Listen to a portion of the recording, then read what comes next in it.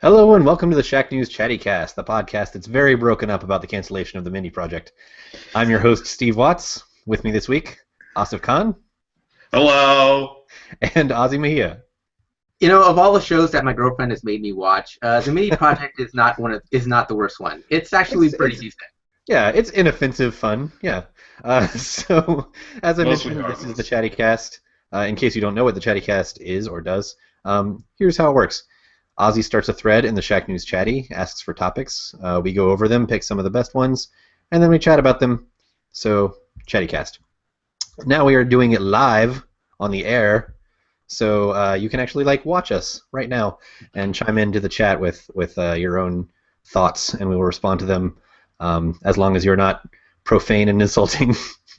So You know, as long as we're talking about being live, I wanted to make a comment last week about Bad Kitty 64, talking about the state of my office. Yeah, it's not so messy anymore, is it? yeah, it looks pretty good. It's much You just cleaner. put up one. Yeah, but there's that thing that you're just hiding everything. I don't know what you're talking about. You shoved everything in the closet. That's how it works. So we're going to open this show a little bit differently. We're not going to do our usual off-topic / let's be honest, it was just a food podcast. Aw. We ran out of things to eat. Honestly, Yeah. I think I There's maxed out the amount of food topics that. There's we only could so talk many about. genres of food that we can even feasibly talk about. Too bad Um, because fair season is coming up. Yeah. Yeah. At least we went out with donuts. Yes, the alpha food. Yeah. We ended with the best food imaginable. So where can you really go from that? Instead, this week we're going to have an extended sort of check-in with what you've been up to in your gaming life lately.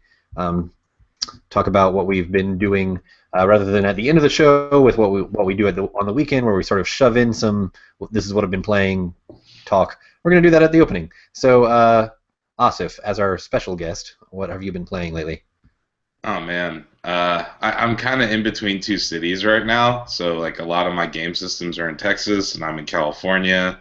I've been traveling to Vegas back and forth, so I really haven't played a whole lot of games. But the games that I'm still really into remain Bloodborne and City Skylines. So, They're both really good, really deep games that how I far suck are at. you in Bloodborne, and are you using our guides? I'm not using our guides directly, but sometimes Josh Hawkins will call me and yell at me while I'm playing it on Twitch and guide me through it like live. It's like a So personalized guide. That's very nice. yeah, it's like a Skype session guide. I'm not very far. I got past the first boss. Actually, no, I got past two bosses on one. Thing is, I have two PSN accounts now because I'm forming this kind of crazy streaming studio here. So I'm back on my other PSN account where I haven't even beat the first boss.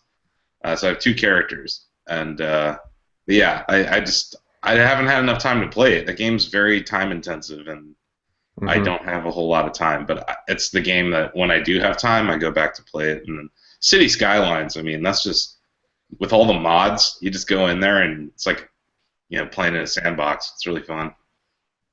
So, give us some favorite mods in City Skylines for those of us that don't know. Um, Uh, the City Skylines uh, crew. Yeah, because we covered City Skylines mods in two separate features a couple months back. But I'm curious to see if there's like any new hotness has popped up. I don't it's know. Still If blowing it's- up. Yeah, I mean, I think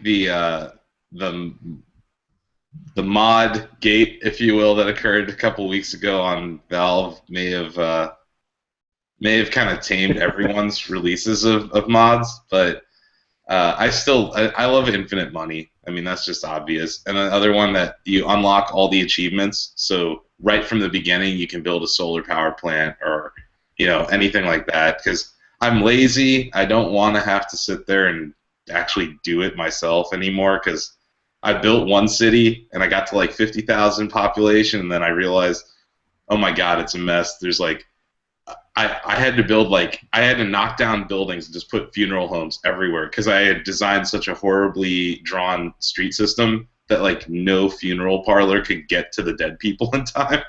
So like when you flew over my city, it was just So dead it was just people. rotting corpses, like.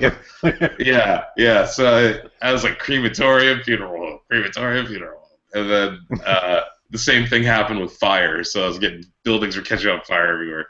So this time I was like, I'm gonna just sit down and build a city from scratch with infinite money and everything unlocked, and it's gonna be like a utopia. But once again, I haven't had a whole lot of time to do it. But those are the two like that I love. And then there's just a lot of like prefabricated roads and interchanges that the community is making that just make it easier than trying to draw it yourself. Like I don't know if you watch traffic in that game is like as difficult as actually managing city traffic. So. It's just the AI is not as good as it could be. They're just it's like lemmings, you know, like they're gonna do the dumbest thing possible. So you have to try to preempt that as much as possible. But yeah, I mean those two games are awesome. I want to play more Elite Dangerous, but I haven't. And yeah, because the Wings expansion came out, I haven't played that yet. I was gonna try to get like a shack battle going with Elite Dangerous, but everyone's playing GTA 5 now. And all of those mods. I know. Yeah. I mean, the car gun is pretty awesome. Oh god, that list of mods that we posted yesterday is just the best. It's epic. So someone posted to the chatty. It's like it was a monkey. Like someone was playing as a monkey, and they were shooting cars everywhere, and they could also fly. Yeah, I was like, yeah, the GTA 5 on PC is definitely proving to be worth. I think I saw a GIF of like Planet of the Apes in GTA 5 with like the monkeys with guns just wrenching people from their cars and yeah. Yeah, but the car gun, being able to just shoot cars at people and objects, is pretty genius. What was Ozzy, what have you in been? the video that he shot? Someone shot a cop at a helicopter and brought it down. yeah. There's a gravity gun. You can like pull a cop towards you and then shoot him at a helicopter. That's a lot better than Battlefield Hardline, if you ask me. That's hilarious. Won't argue So Ozzy, what have you been playing lately? Well, this week was the big review for Wolfenstein: The Old Blood, which I continue to eat crow from last year because I went into a preview event for the New Order. And I walked away going, okay, this feels like another Wolfenstein. It doesn't feel anything special like at all. And then the New Order came out and it blew everybody away, including myself. And I go, well, it's the last time I preemptively jumped to conclusions like that. And the Old Blood is basically a lot more of the New Order. And that's not a bad thing at all. Like, it's still got the really crisp old school shooting. It's got a lot of...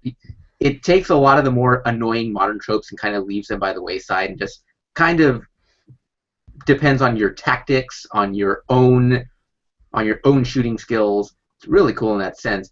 But what I really loved about it was that the last quarter of the game, like the last 25% or so, it goes in a completely different direction. Like yeah, I was gonna ask if you're willing to spoil that because it sounds like it is very much the New Order, but with one twist that's kind of a spoiler. I think the trailer kind of hinted at it. The launch trailer definitely hinted at it going in somewhat of a different way.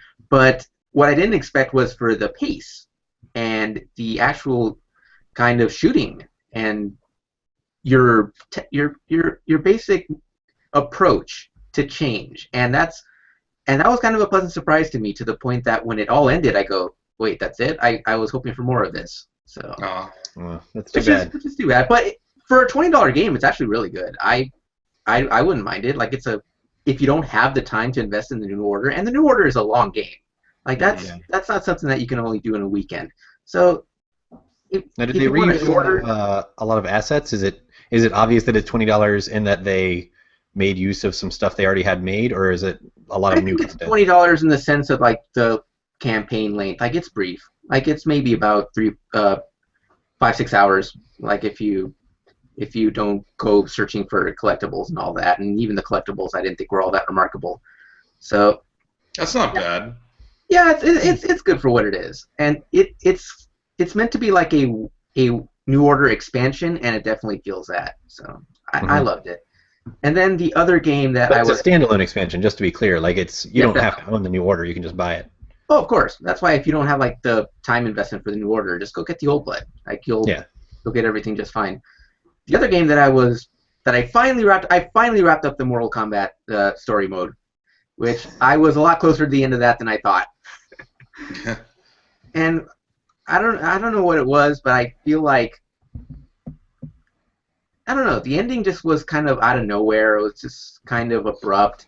I was expecting there to be like the big frustrating battle at the end, like in the last Mortal Kombat game. Not so much. It just kind of ended. Like, Mhm. oh, okay. I mean, it left me questions. I definitely have questions as to where the story is going. I don't want to spoil the ending here, but I I have no idea what's happening next. I don't know where they go from here. And Yeah, Probably. I've heard that I'm very barely scratched the surface of the Mortal Kombat X story, but I've heard that the story isn't quite as good as Mortal Kombat 9, just because MK9 was like sort of a retelling of MK 1 through 3, I think it was, and this is like them kind of going off in their own crazy direction. MK9 turned the story of the first three Mortal Kombat games on their head, Hmm. whereas this one they did try to go their own way, and it felt kind of unfocused at points. Uh, That's too bad. I'm not going to say it's bad, Well, but whatever. I'm okay with the combat kids. I think that's. I think that works fine. their adventures in the Nether Realm. Actually, the character I wound up liking the most was Devora. Like Devora's Yeah, character is I kind of actually want to learn Devore because I'm like, well, she's a spider lady, and that's just inherently pretty badass. Like, yeah, she's pretty amazing, and even though she see, and now you're making me want to jump into spoilers. I'm not going to do she'd be that. at home in like the Edge of Spider Verse, like Marvel Comics or something. Like she's an alternate universe spider lady. Yeah. She's like she's the Master Weaver from that one Spider World that you see at the end of Spider Yeah. Verse. Yeah. There you go. We can tie this all together. Insider The comic Marvel talk. universe goes into everything. Speaking of finishing games, I finished Ori since we recorded last week. That game is so beautiful. It is such a great game. I was slightly frustrated though, because I think like 3 or 4 times, it would just have lost my progress. I would have gotten past some tough part and been like, "All right, calling it quits for the night," and like logged off, come back. It's right back before all of that, and I'm like, "Motherfucker!" Like, Oh, jeez. I have to do it all over again. And then when I actually finished the game, my wife had seen a couple of the cutscenes as they happened, and so she was asking me like, "Oh, what happened?" And I was going to just show her the cutscene, but it lost the fact that I had finished it too, so it couldn't like do the cutscene replay feature thing. Oh, So there's apparently a save bug in that game. so that's a Xbox One exclusive, right? Yes. It's on Yeah. PC. It's on Oh, PC? it's on PC too? Yes.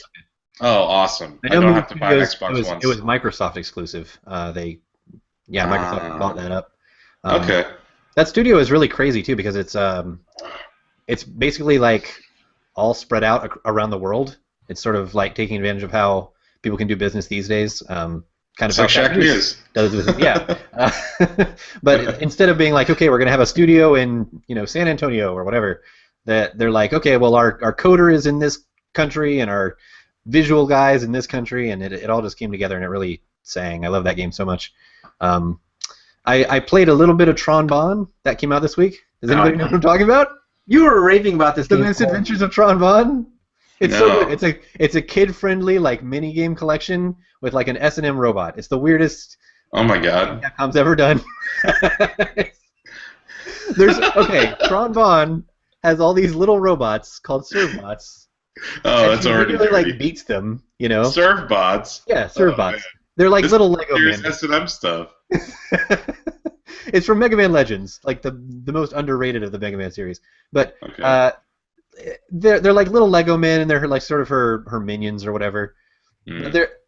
They never really established character for those little guys until Misadventures of Tron Bonne, and you have like I think 20 or so like unique little Servbots with personalities, and one of them like doesn't mind so much when he gets in trouble, and so you can draw certain conclusions about that one's weird little predilections. Oh, okay. Yeah, So it's like Overlord except Japan. exactly. It's so fucking weird. It's like Have you guys seen this Agar or Agar.io that Chatty has been posting about? I've seen it, but I haven't researched it. I can talk about it.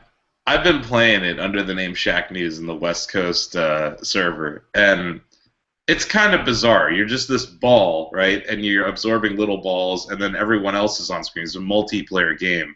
And the bigger ball you are, you can consume other players. And all you do is move around with the mouse. I think W splits and spacebar shoots off matter from you. It's mindless, but I was up late a couple nights ago playing it, and it seems like Chatty's been kind of absorbed in it. Chatty But gets it's like, absorbed in like games you would not expect. There was a while there that they were into like the Star Wars mobile games that are like yeah, Clash of Clans ripoffs. yeah, Like I did not see that coming.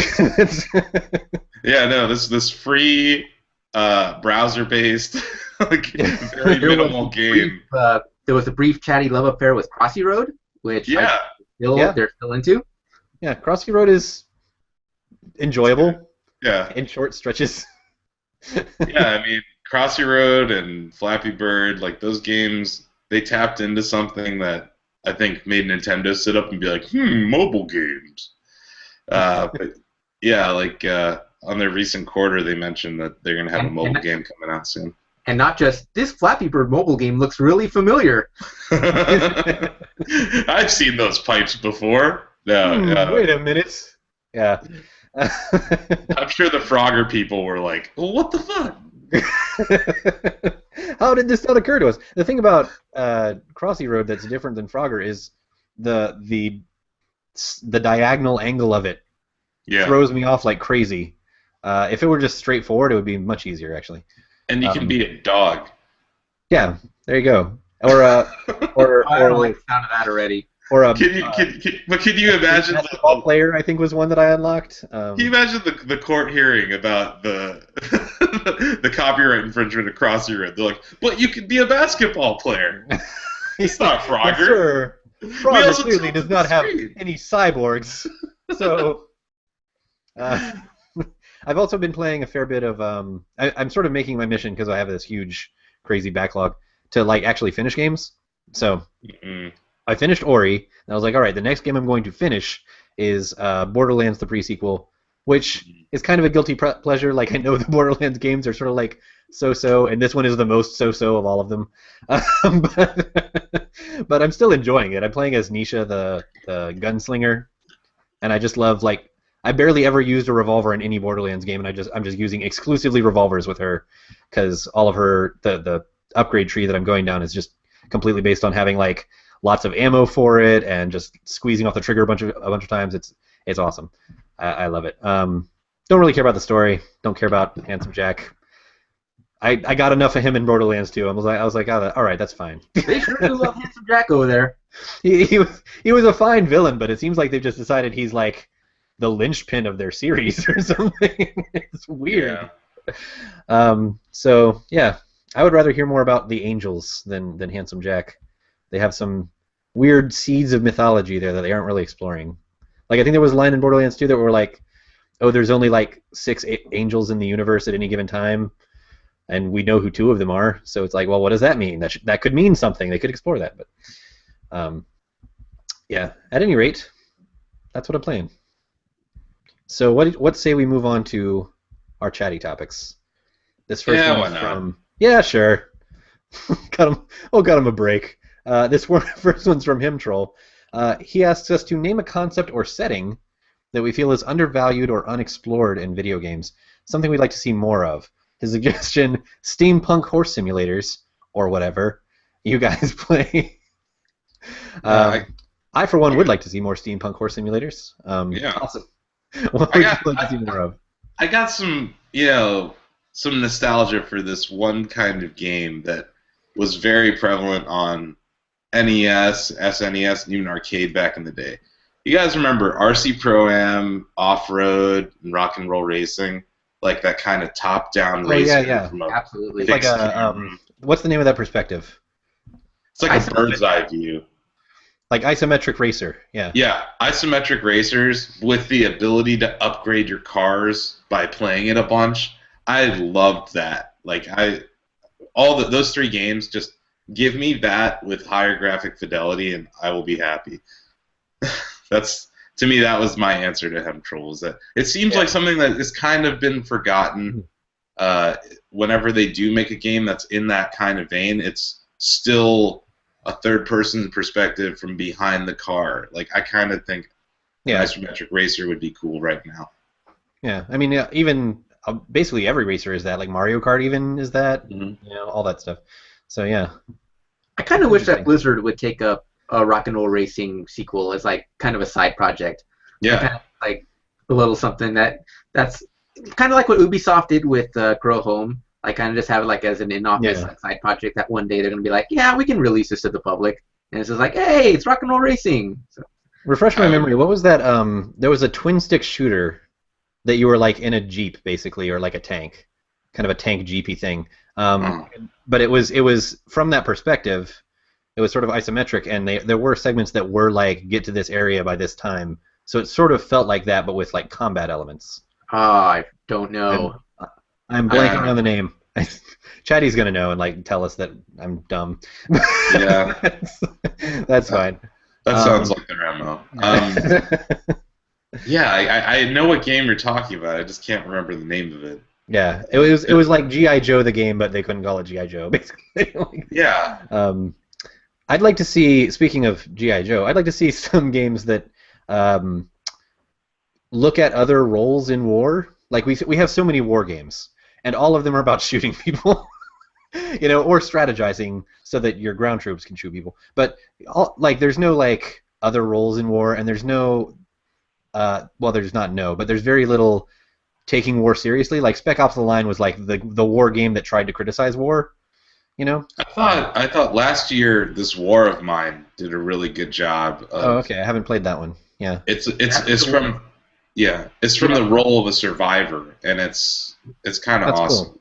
I mean, like Valiant Hearts was kind of interesting in that way, but I felt like the tone was sort of goofy and serious in weird alternating times, and so the tone of it felt very strange to me. Like it couldn't decide which one to go, but yeah, like Spec Ops was very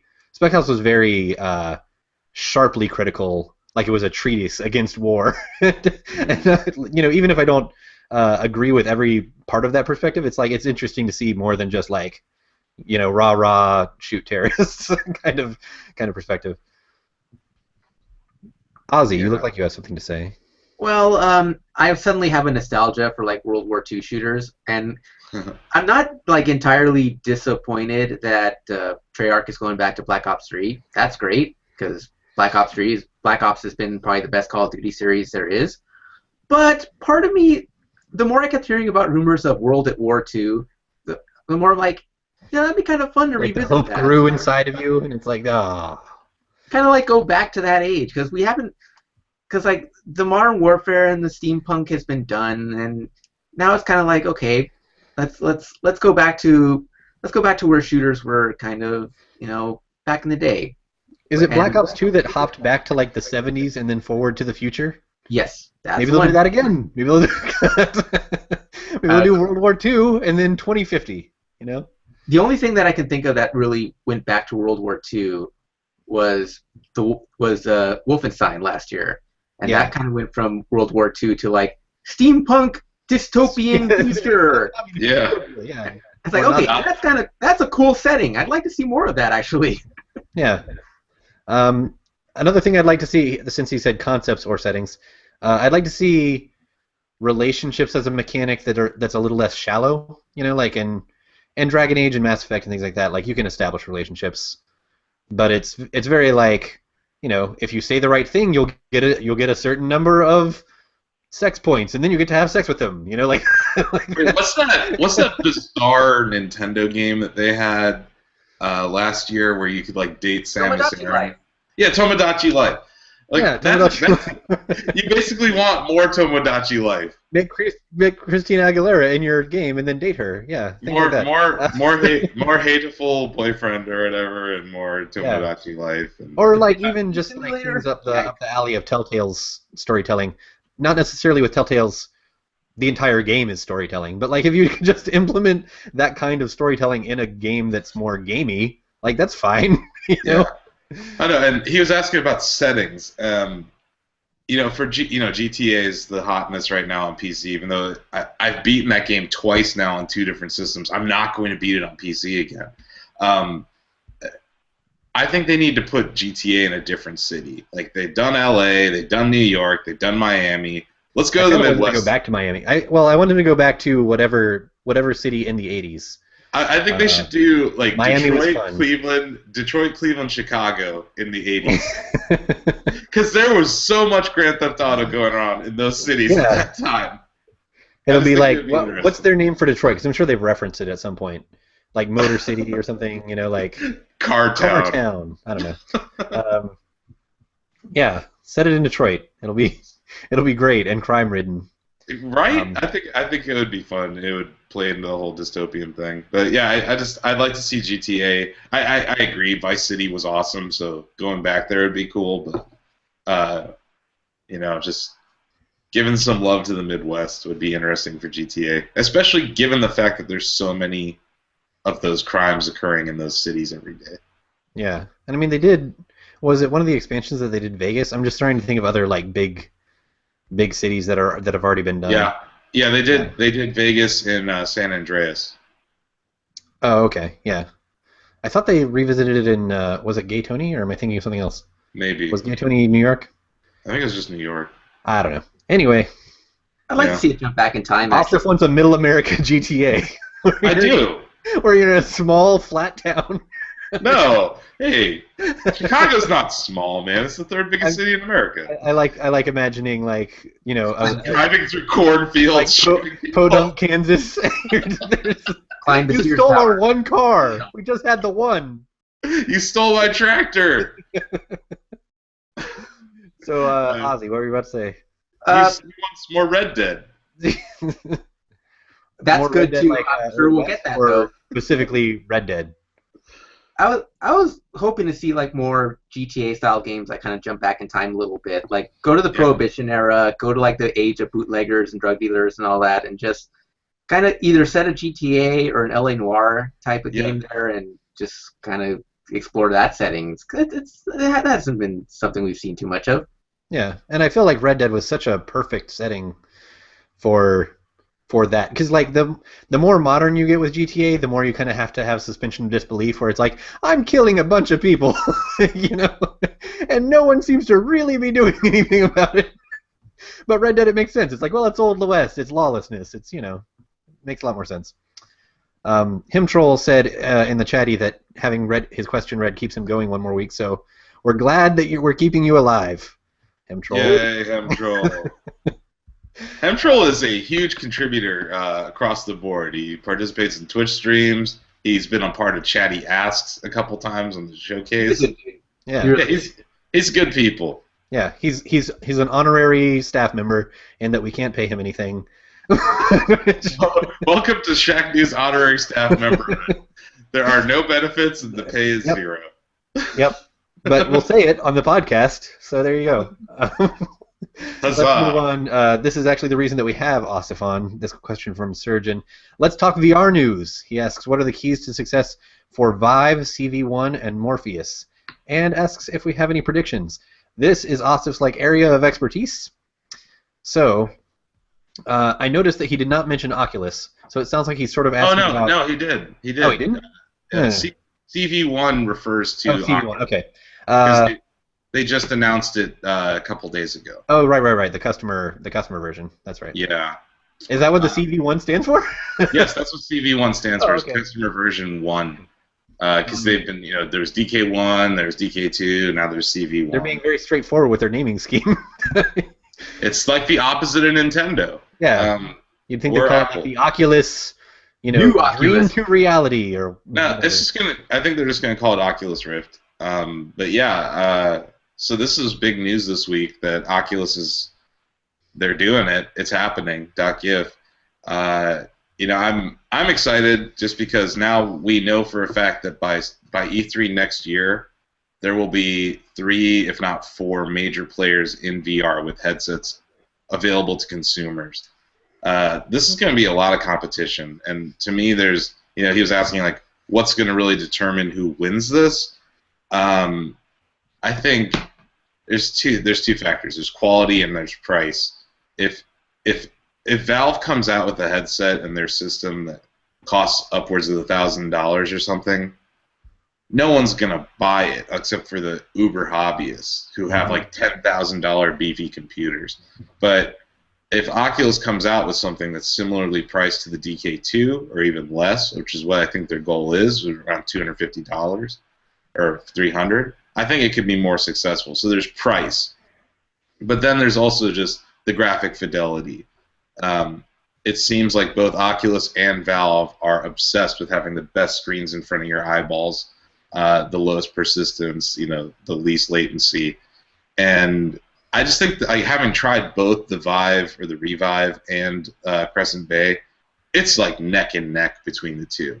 The one thing that, and I wrote this in the one article I've written for your Shack News so far, and I'll write more out of you. Yeah, I know. I'm just dipping my toe back into writing. But yeah, the remotes that Valve came out with are groundbreaking.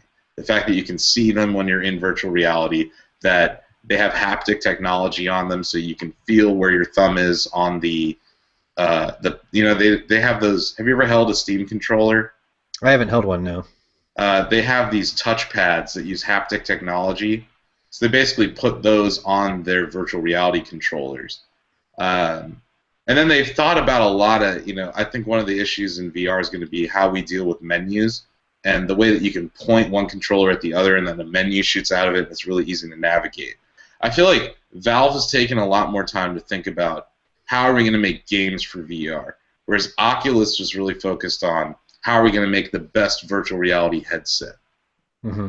So it's those two companies clearly are thinking a lot about it. Oculus has not told us what they're going to do for human interface. They acquired a couple of companies, but they haven't said this is the definitive way that you're going to interact with VR. And I think they're doing that so they can be platform agnostic and they can say, you know what, we support Valve's controller too. So yeah, and the history with Valve is that when they have a hardware partner, it's not for long. They'll have another hardware partner. So I think the one risk to the Vive is that HTC does not deliver on the hardware. I think Oculus's risk is just getting it out to us in time because Valve's going to have about 3-month head start on them. And then there's Sony Morpheus, which I also tried out. I was at VR LA last month or 2 months ago, and it's not as graphically impressive. They claim it runs at 60 frames per second, but really a lot of the time they're doing this frame doubling thing. I think Sony is going to have a tough road ahead of them because it's proprietary. It's tied into their console. And we know from Shack News, a lot of people in our community don't want to buy a console. And if they're going to spend a couple $100s on VR, having a platform agnostic one's probably going to be a good thing. Or even if they do buy the console, it's like, well, now you have to pay an extra couple $100.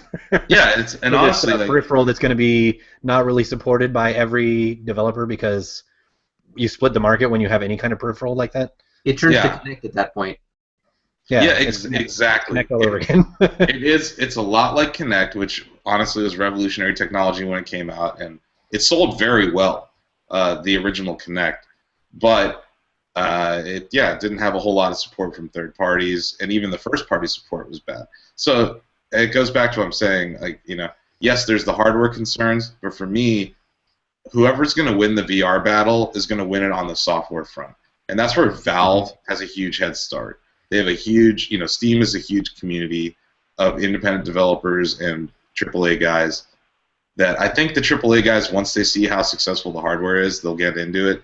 But Oculus has been just gobbling up awesome developers. Like, they have John Carmack working on VR software. They have Michael Abrash working on VR software. So Carmack, I spoke to him at GDC during his big keynote, and he said he's working on a virtual reality comic book store. So basically, you're going to be able to go in there, and he's creating a virtual reality experience for comics, and I think that's going to be really cool. So there's just, I think Oculus is looking at it bigger than games, and that's why I think they could end up being the winner. And I'm biased. My first VR experience was with them, and they've been really cool to Shack News, but I really think there's 4 major players right now. HoloLens is not fully baked, but they said that they're going to be platform agnostic when it comes to software. So I think it's going to be interesting to see who wins. There's definitely going to be losers, though, and Oh yeah, there's got to be. I think Well, that actually Sony. brings up a question that I sort of thought of as you were talking. Since this is becoming a crowded like space for competition with a lot of players, um, do you think that affects consumer interest at all? Like, oh, I don't want to jump into any of these yet because I'm not sure which one's going to win, or if the one I buy is going to end up being supported in 2 years time, something Well, like yeah, I that. mean, like with this guy right here, there's always people. There's like reticence to be an early adopter of any You signaled your technology. Apple Watch, right, for our audio Yeah. listeners? Okay. Yes, I was pointing at an Apple Watch. Yeah, I mean, people, and this is also a very crowded market, wearable technology. Um, but when someone sees a quality product and it's really cool, those early adopters will buy it. But like I said this on an earlier Chattycast, that I don't think the initial addressable market for VR is enormous. I think it's like 5 to 20 million people, but that could Mhm. go to like 100 million, 200 million in the next 3 to 4 years. So it's smart for these companies to be in on the ground floor. But is it driving people away? Maybe initially, but that competition is going to do two things. It's going to amp up innovation, and it's going to drive the price down. And those two things are going to That's both compel. pro-consumer, so yeah. Yeah, exactly. So the fact that there is a lot of competition, maybe at first will make people go, well, I want to see who wins out. But a year from now, once we see, oh, Oculus is kicking butt or Microsoft really hit a home run, then I think you'll see another wave of people. And by then, if these companies are smart, they'll have another version of the product coming. Yeah. It'll be more refined. My concern with HoloLens is the battery life. That thing's going to last for like 2 minutes. Because it's But like it's a the wireless coolest product. 2 minutes. But yeah, so those are my In thoughts. terms of battery life right now. Well, the thing is, Oculus, the Rift, and HTC Vive, those are plugged into your computer, so there is no battery life concern. That you're going to require a laptop or a desktop. Same thing with Morpheus; it's plugged into your PS4. These are stationary VR experiences. The only other mobile experience is the Samsung Galaxy Gear VR, which uses the Note 4, and that thing murders battery. It just like I was at CES, at GDC, wherever I see it being demoed, I see them swapping out batteries every 40 minutes. Yikes. So that's not viable, and that was something I talked to Palmer Luckey about. Like, he doesn't view mobile VR as viable right now, mainly because of performance issues and battery life. So I think VR is going to stay in the basement for now, and then as battery life gets better and maybe they can figure out some processing tweaks, like 3, 5, 10 years from now, we'll really have a good wireless VR, AR experience. The thing about the mobile solution for VR is that it does use augmented reality in conjunction with VR, and that's where I think HoloLens could win. That's where I think, even the Galaxy Gear VR thing could be a success. But yeah, the battery's not there. So that, to me, like, that's the one thing I want to know about HoloLens, besides trying it on, is how long is this thing going to last? Yeah. And it feels like you were talking about, long term, how it's going to get widespread kind of adoption.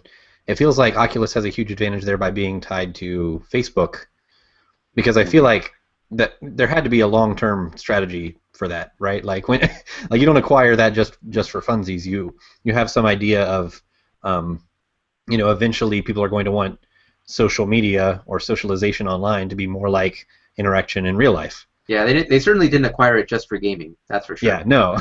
And so once Oculus has made inroads among gamers, maybe that's when they release a kind of lower end, consumer-friendly version for just the people that are interested in it for whatever social features they come up with. Yeah, I mean, Can't wait for virtual Coachella. the first time I ever tried it, the first thought that popped into my head was, this would be a cool social network. Mm-hmm. If, like us, we're all in different locations right now. If we could all put on our headsets and we're in some living room together hanging out, Yeah. that's cool. And I can put my hand through your face. Yeah. Like, I tried out a demo at GDC with this company called AltSpace VR, and it was like you could get 50 people in one virtual environment hanging out together, and they had this giant IMAX screen that you could share content to. You could watch Twitch together. I guess they said they watched the Dota Championship on there, or Dota 2, whatever. And the social component to VR as a communications device has not really fully been tapped into. I'm pretty sure that's what Zuckerberg saw when he put it on his face last year. And he's like, I don't blame Zuckerberg for doing these massive acquisitions. His stock is so high right now, he'd be dumb not to use it as a currency. It's like they're a $200-some billion company, and they maybe make $8 billion in revenue. So you do the math. That's like absurd valuations by any metric. So using their stock as currency to buy cool things, I think, will help them. Like the Instagram acquisition is another good example.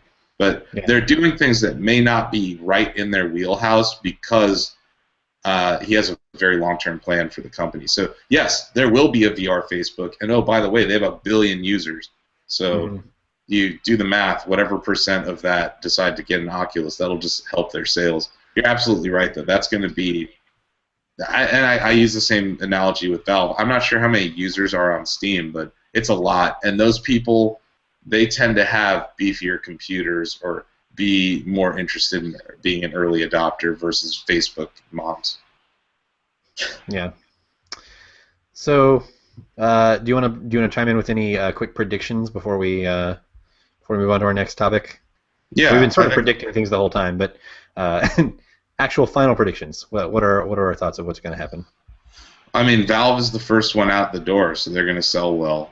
I don't doubt that the HTC Vive is going to sell well. I'm going to buy one, but I feel like Valve and HTC are not going to work well together. You have an American company working with a foreign manufacturer. There's not a good history of that. I wish they chose someone else. And yeah, I think Oculus is going to have a really strong showing, maybe at E3, but definitely before the release. I've been really impressed with Crescent Bay. I think it'd be silly not to show at E3. I think they have to. Yeah. After the Facebook acquisition made people think like, oh god, they're not going to be a gaming thing anymore. Blah blah blah. They have their own con though. They need to show up at the biggest gaming convention in the world. Ozzy, you're right. They have Oculus Connect. It's in September, so it's entirely possible that they show it off there. But that's really more like a developers conference. Whereas the whole games media is going to be at E3. It would be smart if they have a prototype ready to show us that's better than Crescent Bay, they should do it. Yeah, definitely. My only concern for Oculus is that they're not the first mover. Or even if they just have plans. Even if they just have like plans to announce, because that announcement that they made was very vague on some of the details. Oh yeah, I mean Palmer Luckey tweets, "I love it when a plan comes together," and then doesn't say anything for another. He doesn't say anything for like 12 hours. And then finally the next day I see our Shaq story and I'm like, oh, that's what he was talking about. Yeah, it's. I think those are the two to watch, and then the dark horse is Microsoft because they have gobs and gobs of money that they can throw at anything, and on their hardware division they don't seem to care about profit, so that's a dangerous competitor to be facing. But if I had to say, like, a year from now or 2 years from now who's going to be left standing, I think Oculus is going to be on top with Valve very close by. It really depends on price for me, and that's the thing that Valve hasn't told us. Still completely up in the air, yeah. Yeah, I mean, Valve, their demo room was insane. They had these 2 huge tripods with these sensors pointing at you. I'm like, how am I going to get this in this room? How are we, like... You needed a 10 by 10 foot square for that demo. I was like, not everyone has that room that they can be like, this is my hollow room. And it's like, no, you don't have room in your house. That's why the Xbox One has done so poorly in Japan. Like, people don't have enough room on their tables for it. So if you don't have enough room for a console, I heard the Kinect sort of ran into that problem just because it needed a certain amount of room space. Yeah, so I think Oculus, with them creating a seated experience as well as a standing experience, that's going to be interesting. The other thing is, I think there's going to be VR arcades. because not everyone is going to want to buy them early, and whoever really prices that aggressively, I think will do some damage. You know what And I they think need to call those things? Think of that. the arcade, The arcades. VR. All right, so our next and final gaming topic. This is from Amusatron. He asks us, name the most rage-inducing boss mechanic you've ever encountered. Yeah. I have a few. I didn't narrow it down to one because I'm a cheater like that. Yeah, whoever wants to go first can. Yeah, I'm All right.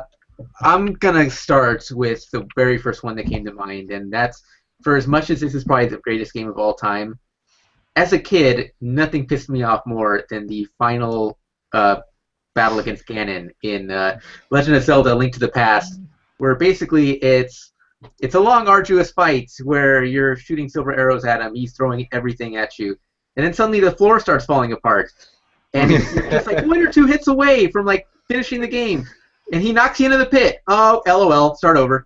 Yep. Like, wait, that game was filthy with that. It had it with the tower boss too, the worm.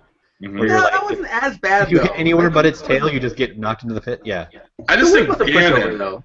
Ganon in general just pisses me off. Like when you have the Master Sword and he's bouncing things back at you, and you have to bounce it back at him in Ocarina of Time. Like Yeah. that pissed me off. Yeah. Grew up And once. that would mix up the pace of it. Yeah, like how unforgiving the Ganon boss battles are is just so frustrating. But yeah, for me, this goes very old school because I'm old. Mario, when freaking you thought you killed Bowser, but no, the princess is in another freaking castle. That induced rage in me because I was like 5, and I was like, I thought I was a badass. I just beat the level, but no, she was in another castle. But that and Ganon. Yeah, I've actually got so many. Go for it. Let's see. Seems like the Mega Man guy from like way back in the day. Well, Every Mega Man there is. None of the bosses on my list are Mega Man bosses. There's no shortage there. Just Mega Man. I was looking for suggestions, and actually, I think Steven and Josh were suggesting Mega Man bosses. I was like, nah, they weren't that hard. But does anyone remember Final Fantasy Tactics? Which, again, like Link to the Past, one of my favorite games of all time. Yeah. But there was a boss battle against Ygraph, where it was like there were like 4 levels in a row, and once you started the first one, you couldn't get out of it. And then when you got to Ygraph, you had to have done a certain level of preparation, and if you didn't, you were just like fucked. Like you could not win this battle; it was way too hard. But if you had saved over your previous save files while going down that path of those 4 battles, it was like there's no way to back out of it and go out and level up some more or anything. You were just like, you just got to start the game over. You just got to start. Too bad you spent 20 hours getting to this part. You got to do it again. God. It was the worst. And also, I just have to say, like, I don't have a specific game to tie to these, but it's something that I see a lot. You almost have him beaten, and now I'm invincible, or I've recovered all of my health mechanic. Oh yeah. Every time that happens, it's like bullshit. That is the worst. The regenerating of health in a boss battle, that needs to die forever. Or I'm temporarily invincible, and I get to hit you a bunch of times, and you have to survive that long enough to continue hitting me. Or the one hit and you're dead, like the Mike Tyson uppercut and punch out. Like I hated those. The one hit kill, jeez. Yeah, the one hit kill. Yeah, I think those would be the other ones I would throw in, but I'm still pissed off about that. I have to give an honorable mention to anything that developers have fixed, like just all ranging. Anything that developers have fixed in a patch or a Game of the Year edition, like Deus Ex. Like if it was bad enough that the developers were like, okay, this is broken, then something is clearly wrong and it shouldn't have gotten out the door that way. Yeah. Yep. I also want to like you're about to say something else. Mention to the fighting game world, and that's because their final battles are always just the AI tweaked up all the way to 100. Oh, that's as a fighting game fan, Ozzy, I feel like you have to be the ultimate person to answer this question because as I was doing research for this, I was like, okay, I need something to jog my memory for bad boss battles, and so I googled like cheap boss battles, hard boss battles, things like that, and there were so many lists. Like I swear, 9 out of the 10 like top 10 lists were like cheap ass like fighting game bosses, and it was just like Street Fighter, Street Fighter, Mortal Kombat, Street Fighter, Tekken. Yeah, Shao Kahn in the most recent Mortal Kombat, 2011, was, and it's the same thing. It's just that the AI is just turned up all the way to its max. It reads your mind. It sees everything coming. It's so cheap, and this is not fun. It's not fun to get your ass handed to you every time. No, well, they first they give them like just a crazy combination of attacks because part of fighting games is balance, right? You know, like it's like okay, well this person's real fast, but they need to be kind of weaker in this way and things like that. I mean, that's a very simplistic example, but that's sort of the fighting game's whole thing. Boss battles, they're just like, fuck balance. It's gonna be fast and strong and maneuverable. And the thing is, the Shao Kahn battle in 2011 was just plain frustrating. It wasn't even fun like in Mortal Kombat 3, because at least that was funny when he hit you with the hammer and he's just like, for like 5 seconds. You're like, okay, that's at least funny a little bit. Like, yeah, I remember taking several tries to beat Shao Kahn in MK9. As someone who has recently finished the story mode of MKX, does it get the cheap ass at the end again? No, and that's actually why I was so surprised. I'm like, wait, where's the cheap battle at the end? Now I feel like it's, well, I don't know. I'm gonna have to play. Like you beat the last boss, and you're like, wait, that was it? I'm gonna have to play it again on a bit of a harder difficulty, and I'll get back to you. Yeah. Because I was playing on normal, and it wasn't that bad. Are there any other cheap boss battles that we want to note before we head into the end of here? Oh, I feel like there are some that we're glossing over. I'm sure there are. Yeah. Chatty will let us know. You have X amount of time to finish the battle, or you're dead. Mm-hmm. Oh, yep, that's a terrible mechanic. Yeah, because the one I'm thinking of off the top of my head is Yoshi's Island, and I think I died the first couple of times I played that back in the day, because if Baby Bowser gets to the foreground, the world collapses and you're dead. So. This isn't really a mechanic, but it's something that bothered me when I was playing Dragon Age. I was trying to defeat all the dragons, Inquisition, I should say. And there was this last dragon that spawns little dragons, and on the PS4 at least, him spawning the little dragons makes the whole thing slow down. Oh. To just such choppy levels that I couldn't finish it because I had my guys, and if my guys were alive plus he was spawning the dragons, it would slow down. So I either had to choose between this slowdown that made it impossible to actually play, or having my people alive, which is of course very helpful, or just battling his tiny dragons and him myself. And I lost that battle once, and I was like, you know what? No, that's okay, because it took because of the slowdown, it had taken a solid 30 minutes just to die, And I was like, that's all right. I'm good. I don't need to, I don't need to beat all the dragons that badly. But it was annoying because I had beaten all of the other ones, and that was the last one. That was frustrating. I'm trying to remember if there was a boss battle where there's more than one phase to the boss, and in between the phases you had to do a really tough platforming sequence to get to the next part. And a Behold My True Form? Yeah. Kind of boss? Yeah. If you died in between, start over. I mean, yes. I guess we could talk about Andross in Star Fox 64. Yeah. Oh man, the hitbox on him was weird. That was the problem. The hitbox on him was weird, and then also, spoiler alert from 1990s. If you once you beat him and he's just a brain with eyeballs, that takes quite a bit of time, and you can really frustratingly screw up there. It's not really a mechanic, but just it went to all range mode, and then shoot those when should I turn to be able to shoot them versus yeah, that was tough. I enjoyed that. I love the last I got good at that, but you're right. The first time you did it, you're just like, what the hell? The end of Star Fox 64 is one of the best in any game. I love that game. That was the first Twitch stream I ever did for Shack News last year. I was in the office and it was you and Andrew, right? Yeah, me and Andrew. That was That's awesome. probably why I'm one of the only people that's well, Legend of Zelda's delayed, but they're going to show Star Fox this year probably, so Mm-hmm. I'm okay with that. You know, I'm really okay with that. And if they give us make it a good one. Make it a online, good Star Fox. good online battle mode in Star Oh my God, Fox, that'd be amazing. they are forgiven. They are forgiven. Yeah. I think the other reason I'm not entirely broken up about Zelda not being there is because what they showed of Xenoblade Chronicles X a few weeks ago was really impressive. Like I'm really stoked for that game now. Mm-hmm. Plus, just when Zelda does come out, it's going to be like crazy polished because that's how they always do it. So I'm not that worried. You know, yeah, I'd rather them not rush out a bad Zelda. Let's get like let's get the perfect Zelda. Like, you know, have that Miyamoto like perfect touch to it.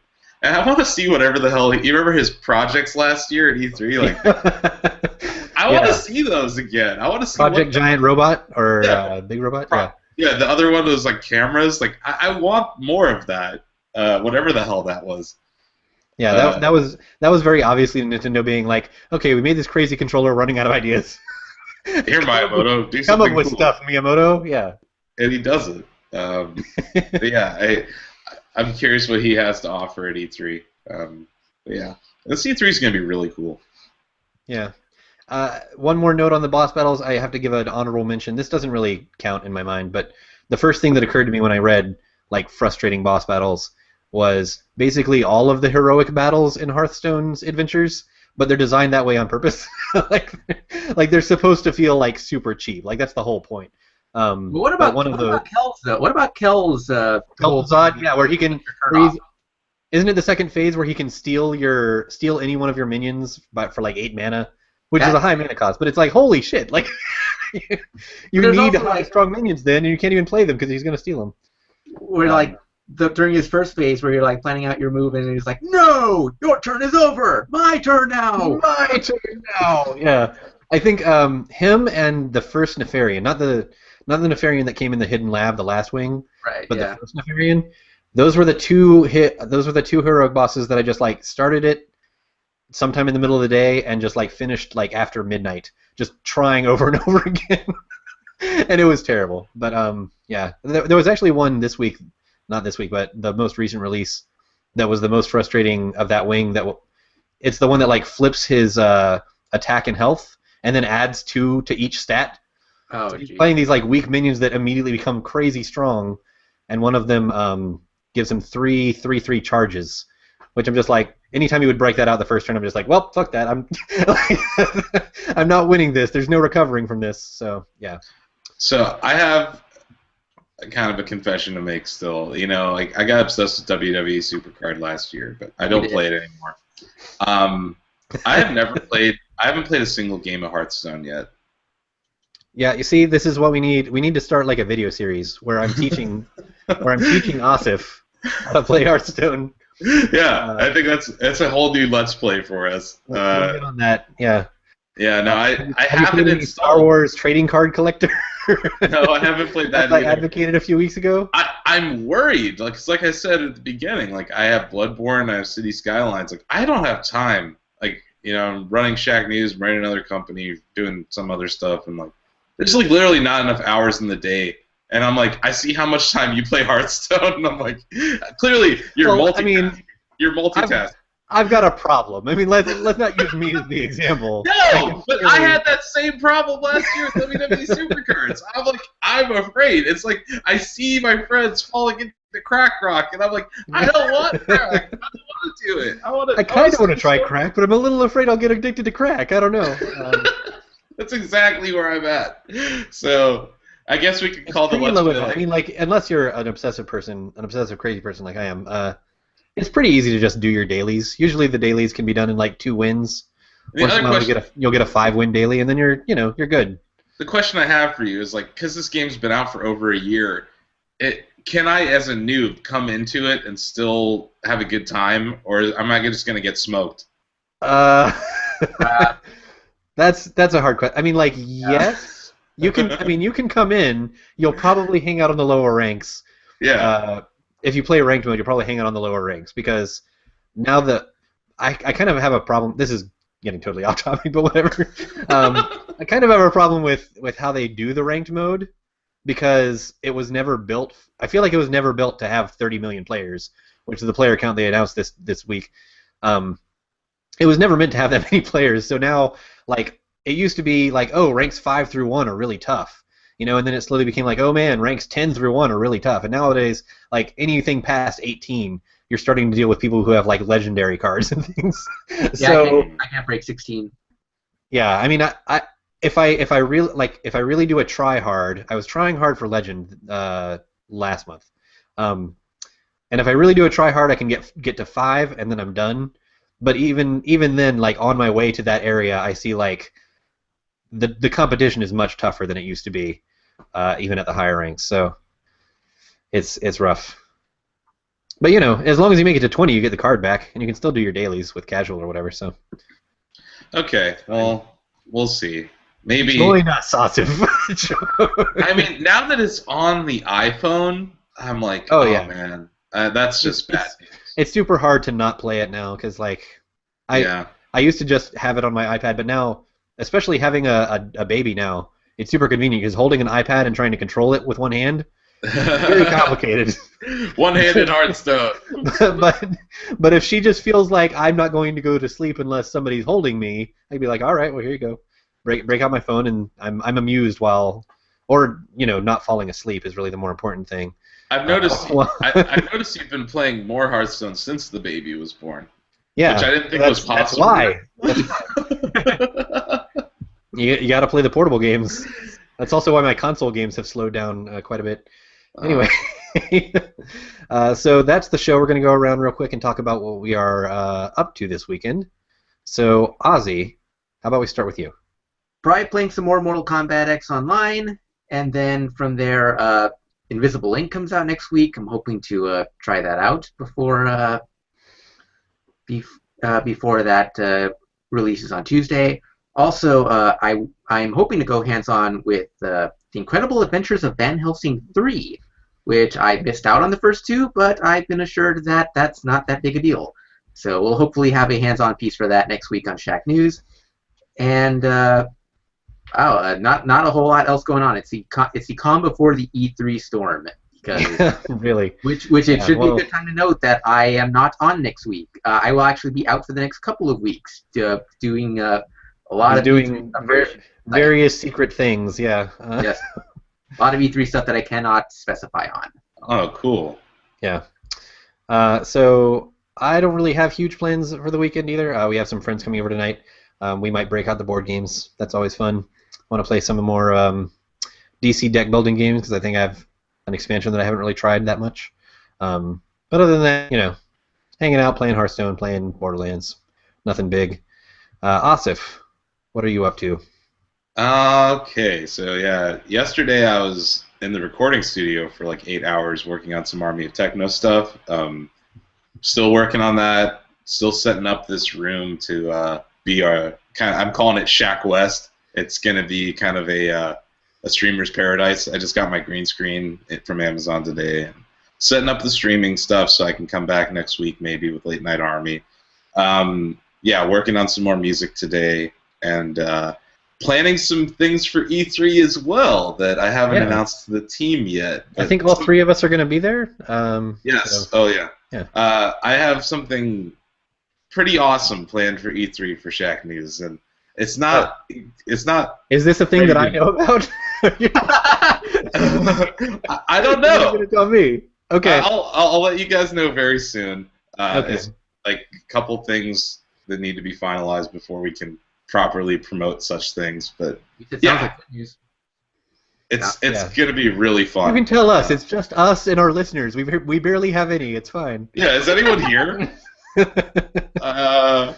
Yeah. No. So there's between the news that I announced to the team last week and then this E3 news, we have announcements coming up of various. I'm really excited about the direction of Shack News right now, and I think E3 is just going to be awesome for us. So everyone, stay tuned. Keep watching the Chattycast video. I saw it was viewed quite a few times last week. So yeah, I was pretty happy with the response. Great, everybody, and it's just kind of fun doing it live like this. Yeah, I like it, and now Ozzy, because it used to be when we screwed up, it'd be like, okay, I have to edit this, but now it's like, well, it's live. There's no point editing. They're gonna see it anyway. Keep rolling. It was like, Andrew, close the YouTube window. Oh, that You're was echoing. funny. No, you're echoing. I love it where you guys like, this is our video professional. That's not fair to pick on Andrew. He's I love away Andrew. He's away for the week. No, I love Andrew. He is a pro. You know, he's one of our youngest team members, but he's an absolute professional. awesome. He's Yeah, a pro and didn't so have very one. dapper. So yeah. We didn't have one this week, but for anyone watching, be sure to check out a Shaq News Showcase because Andrew and Joe are just knocking it out with that. That show is excellent. I'm consistently impressed with that thing. Jebediah. I'm looking forward to episode 3, guys. But Yeah. Or episode 4, I think. Yeah. Yeah, I guess it's 4 because the pilot is episode 1. okay, There's the 4, whatever pilot. we're on. We're on 4. Not even on 5 yet. I I've think already they're lost numbering count. them like we number the Chattycast. Yeah, I can't count past 3. I don't know. Yeah, we're on Chattycast 45, so that's pretty amazing, guys. We're almost hitting our We're almost 50th. to a year now. So so that's the Chattycast. Rate us on iTunes and continue to watch live. Watch out for the thread. Actually, I should announce, in case you're listening to this podcast and you didn't realize we're doing it live now, the live showtime is 2 o'clock Eastern, 11 Pacific every Friday. This as of this week, I've started putting up like a thread ahead of time, so that you can catch us when we're on. So yeah, come check us out. And for Asif Khan, Ozzy Mejia, and I'm Steve Watts. We will see you on Chatty. Bye. Bye.